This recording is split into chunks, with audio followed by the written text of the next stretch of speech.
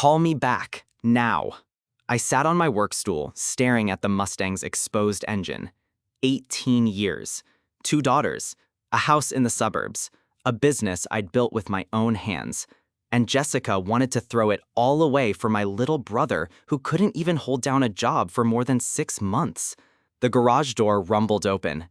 Jessica's white BMW pulled into the driveway, her headlights cutting through the darkness. She stepped out wearing the same black dress she'd worn to work that morning, but her hair was different, messier, like she'd been running her hands through it, or someone else had. "We need to talk," she said, not even looking at me as she grabbed a suitcase from her trunk. "I got your text," I said, standing up slowly. Real classy, Jess. 18 years of marriage and you break up with me via text message? She finally met my eyes, and I saw something I'd never seen before. Not guilt, not regret, relief. This isn't working anymore, David. We both know it. I need something different, someone who gets me. And that someone is my brother? Colin makes me feel alive again. When I'm with him, I remember who I used to be before I became just a wife and mother. The words hit like a punch to the gut. Just a wife and mother. Like the life we'd built together was some kind of prison sentence. What about Maddie and Chloe? What about our family? Jessica hefted her suitcase, avoiding my gaze. The girls will understand eventually. Kids are resilient. They're 15 and 11, Jessica. This is going to destroy them. No, David. Staying in a dead marriage would destroy them. They deserve to see their mother happy. She walked past me toward the house, her heels clicking on the concrete. I followed her inside, my work boots heavy on the hardwood floors we'd picked out together 5 years ago. Maddie was sitting at the kitchen island, her laptop open, probably doing homework. She looked up as we entered, her expression shifting from neutral to concerned as she took in Jessica's suitcase and my oil-stained clothes. "Mom? Dad? What's going on?" Jessica set down her suitcase and smoothed her dress. "Sweetheart, your father and I need to have an adult conversation. Can you go upstairs and check on your sister?" "Is everything okay?" Maddie's voice was small, uncertain. "Everything's going to be fine," Jessica said, with the same tone she used when promising the girls ice cream after dentist appointments. "We just need to work some things out." Maddie gathered her laptop and headed upstairs, but I caught her glancing back at us with worried eyes. Smart kid. She knew something was wrong. Once we were alone, Jessica pulled out her phone and showed me a photo. Colin's apartment, his unmade bed, her clothes on his floor. "I'm 3 weeks pregnant," she said matter-of-factly. "It's his." The kitchen tilted. I gripped the counter, my knuckles white against the granite we'd spent months picking out at the home improvement store. "You're pregnant? With Colin's baby?" "Yes." "And you're leaving me? For him?" "Yes." I laughed, but it came out hollow and bitter. "Well, at least you're consistent. When you make a decision, you really commit to it."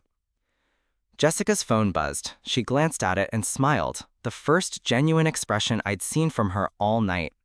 "That's Colin. He's picking me up in 20 minutes. "Where are you going?" "His place for now. We're looking at apartments this weekend, somewhere with good schools for the girls." "The girl? You think I'm just going to let you take my daughters?" "Our daughters, David. And yes, I think joint custody is best for everyone." I stared at her, this woman I'd loved for 20 years, and realized I was looking at a stranger. The Jessica I'd married would never have done this. She would have talked to me, worked with me, tried to fix things.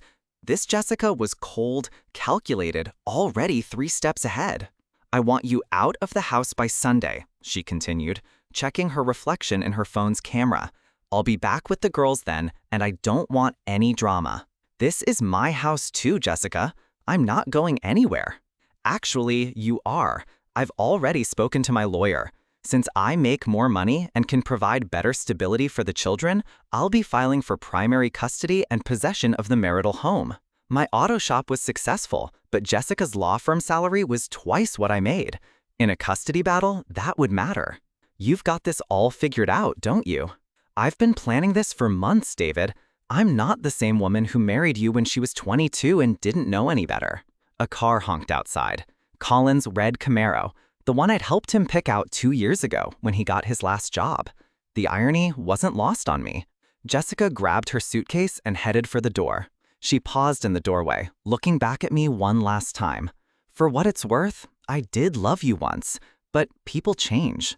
I changed, and I deserve to be happy. The door closed behind her with a soft click. Through the window, I watched her climb into Colin's car. He leaned over to kiss her, his hand on her still flat stomach. They drove away together, leaving me standing in my kitchen, surrounded by the life we'd built and the family photos that now felt like evidence of a crime. I walked back to the garage and picked up my phone. Still no return call from Colin, but there was a new text from Jessica. "I've blocked your number. All communication goes through my lawyer now. Her name is Patricia Hendricks." I looked at the Mustang, its engine exposed and vulnerable. Some things could be restored, others were too broken to fix. The next morning arrived like a hangover I didn't remember earning. I'd spent the night in the garage, dozing in my desk chair between the Mustang and a half-empty bottle of bourbon I kept for particularly difficult repair jobs. The kind where the customer insisted their car just started making weird noises after they'd clearly driven it through a flood. Maddie found me there at 7 a.m., still in yesterday's oil-stained clothes. "Dad, why are you sleeping in the garage?" I rubbed my eyes, trying to focus. My daughter stood in the doorway wearing her school uniform, backpack slung over one shoulder. Behind her, 11-year-old Chloe peeked around the corner, her blonde hair still messy from sleep. "Where's Mom?" Chloe asked. "She wasn't in her room this morning." The question hit like a wrench to the chest. How do you tell your kids that their mother has decided to blow up their world for a chance to play house with their uncle? "Your mom had to go handle some work stuff," I said, standing up and immediately regretting it as my back protested.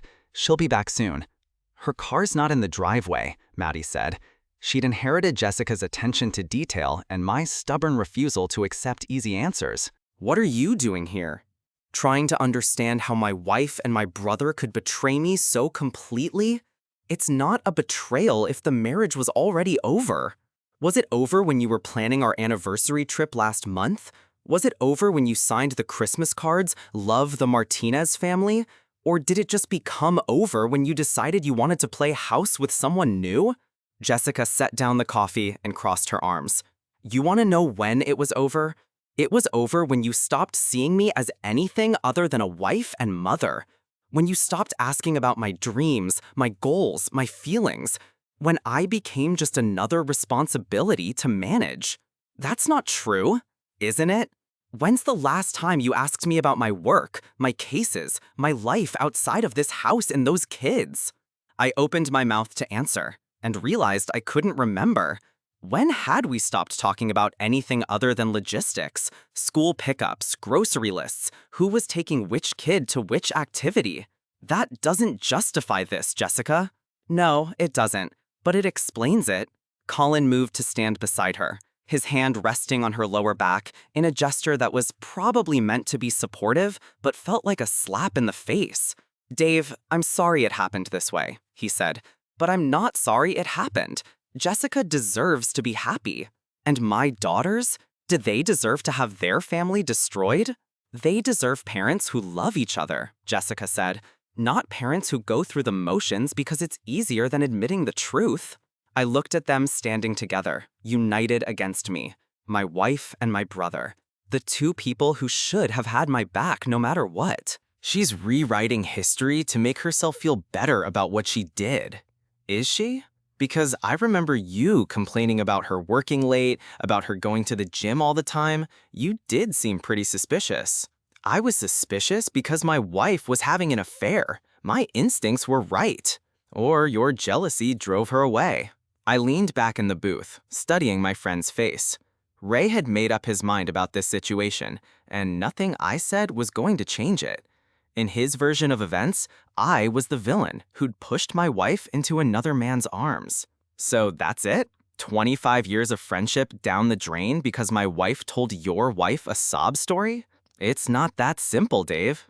It's exactly that simple. Jessica and Colin betrayed me, lied to me, and destroyed my family. And instead of supporting me, you're taking their side. I'm not taking anyone's side. Yes, you are. By believing their version instead of mine, you're absolutely taking a side. Ray drained his beer and stood up.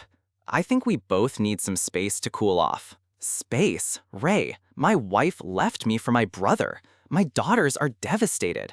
I'm fighting for custody and trying to keep my business afloat while dealing with all this drama. I don't need space. I need my friends. I'm sorry, Dave. I really am.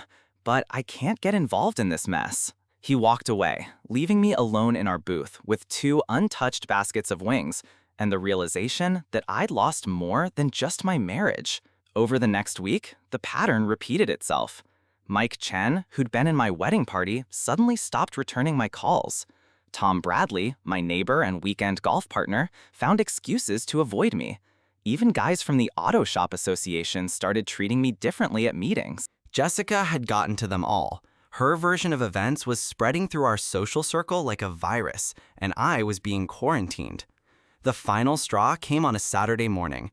I was at Home Depot buying supplies to fix the fence that had been damaged in a recent storm. The same fence Jessica and I had installed together 3 years ago, arguing about post spacing and paint colors. I rounded the corner into the hardware aisle and found myself face to face with Ray, Mike, and Tom. They were clustered around a display of power tools, clearly planning some kind of group project I hadn't been invited to. "Dave," Ray said, his voice carefully neutral, "how's it going?" "It's going great, Ray. My wife's pregnant with my brother's baby, I'm sleeping in my garage, and my daughter asked me yesterday if mommy doesn't love us anymore. Living the dream." The 3 of them exchanged glances. Mike cleared his throat. "Look, Dave, we heard about the custody thing. That's gotta be tough." "Yeah, it's tough, especially when Jessica's lawyer is painting me as some kind of unstable deadbeat who can't provide for his kids." "Well," Tom said, "maybe if you hadn't let your business slide so much recently." "Let my business slide? Tom, I've been working 60-hour weeks to keep up with demand." "That's not what I heard. I heard you've been drinking pretty heavily, missing appointments with customers." I stared at him. "Who told you that?" "Does it matter?" "It matters because it's a lie. I've never missed a customer appointment in 15 years of business." "Come on, Dave," Ray said. "We're all friends here. If you're struggling, we can help." There were photos on Colin's social media that showed Jessica in the background, carefully cropped but still visible. Most damaging of all, there were text messages. Colin, it turned out, had been backing up his phone to a cloud account that he'd set up using his old email address, the one I still had access to because I'd helped him create it years ago when he was too lazy to figure it out himself. The messages between him and Jessica went back 7 months, not the 4 Colin had admitted to. They were explicit, detailed, and showed a level of planning that contradicted Jessica's claim that the affair just happened. More importantly, they revealed Jessica's true feelings about our daughters. "The girls are going to be a problem," she'd written to Colin in February. "Especially Maddie. She's so attached to David. We might need to consider boarding school." Boarding school for my 15-year-old daughter who was already struggling with the divorce. Another message from March. "I can't wait to start fresh with you. No baggage, no complications, just us and our baby." No baggage. That's what she called our children. The most damaging message was from just 2 weeks ago. "David's lawyer is pushing for joint custody. Can you have one of your gym buddies say they saw him drinking before picking up the girls? We need something that shows he's unfit." They were planning to frame me, to manufacture evidence that would cost me my daughters. I took the evidence to my lawyer, who smiled for the first time since I'd hired him. "This changes everything," he said. "Conspiracy to commit perjury, adultery with documentation, financial infidelity. Your wife just handed us her head on a platter." But I wasn't satisfied with just winning the custody case. "And I'll let you and Colin deal with the consequences of your choices in private. I need time to think. You have until Sunday. After that, I'm releasing the rest of the evidence I've gathered. And trust me, Jessica, what I've shared so far is just the tip of the iceberg." I hung up and poured myself a bourbon. For the first time in months, I felt like I was winning. But the war wasn't over yet. Sunday came and went without a word from Jessica. I took that as my answer and proceeded accordingly. On Monday morning, I sent a comprehensive package to Jessica's law firm containing all the evidence Patricia had gathered about Jessica's misuse of company resources. By noon, Jessica had been placed on administrative leave pending a full investigation. On Tuesday, I shared additional text messages on social media, including the ones where Jessica and Colin discussed lying about my fitness as a parent. The post went viral in our community, shared hundreds of times, with comments ranging from supportive to outraged. On Wednesday, Colin was arrested for unemployment fraud. The local newspaper ran a small item about it, identifying him as the brother of prominent local businessman David Martinez. By Thursday, Jessica was desperate. She showed up at my house that evening, looking haggard and defeated. Her usually perfect hair was pulled back in a messy ponytail, and she was wearing sweatpants and a t-shirt instead of her typical professional attire. "Can I come in?" I stepped aside and let her into the living room, where we'd spent so many evenings together as a family. The irony wasn't lost on me. "The girls are at your mother's," I said. "We can talk freely." "David, you have to stop this. You're destroying everything." "I'm not destroying anything, Jessica." My career is over. My relationship with Colin is falling apart under the pressure. My family won't speak to me, and I'm probably going to lose my children. You're not going to lose the girls completely. I'm not you, Jessica. I won't try to keep them from their mother out of spite. But you'll get primary custody, yes, because I can provide them with a stable home and because you've proven that you're willing to put your own desires ahead of their well-being. She nodded, tears starting to fall. I know, I screwed up everything. I felt so trapped, David, like I was disappearing into this role of wife and mother and losing myself completely. You could have talked to me. We could have worked on it together. I tried. Remember the conversation we had last Christmas? I told you I was feeling disconnected, unfulfilled. You said I should take up a hobby. I did remember that conversation. Jessica had brought up feeling restless, and I'd suggested she join a book club or take an art class. At the time, it had seemed like a reasonable response. Now I realized how dismissive it must have sounded. I'm sorry I didn't take you seriously. It doesn't matter now. The damage is done. We sat in silence for a while. Two people who had once loved each other enough to build a life together, now sitting in the wreckage of that life. What happens now? She asked finally. Now you and Colin face the consequences of your choices. You figure out how to rebuild your lives separately, and we work out a custody arrangement that's best for Maddie and Chloe. And us? Is there any chance? No, Jessica. There's no going back from this. Even if I could forgive the affair, I can't forgive the lies you told about me. You tried to paint me as an abusive father to win a custody case. That's unforgivable. She nodded, wiping her eyes. I know. I just had to ask. For what it's worth, I hope you figure out how to be happy. I hope you find whatever it was you were looking for. I don't think I was looking for anything real. I think I was just running away from growing up. She stood to leave, then turned back one more time. The girls are going to ask questions about all this, about why Colin and I aren't together anymore, about why I lost my job, about why everything fell apart so quickly. And what do you want me to tell them? The truth. They deserve that much. After she left, I walked through the house that would soon be just mine and the girls. It felt different already. Not empty exactly, but cleaner somehow, like a weight had been lifted.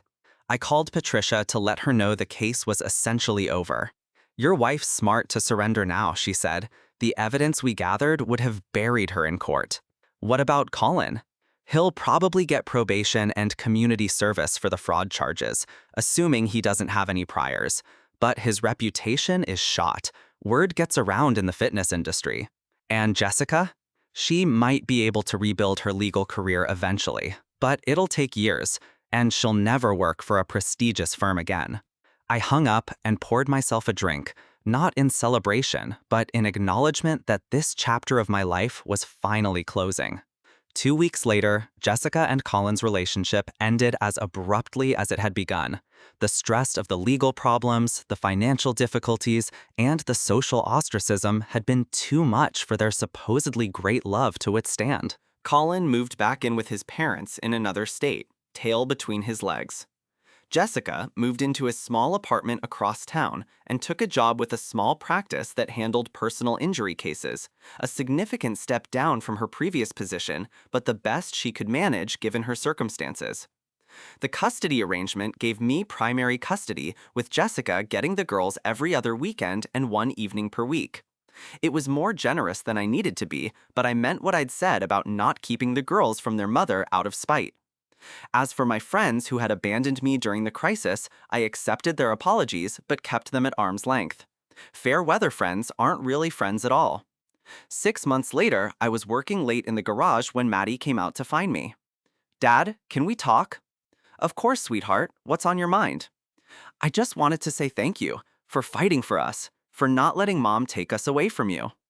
"You don't need to thank me for that, Maddie. You're my daughter. I'll always fight for you." "I know, but Mom told me some of the things she said about you, the lies she told to try to win the custody case. That must have hurt." "It did hurt, but it also showed me who I could really count on when things got tough." "Are you happy now? Without Mom, I mean?" I considered the question carefully.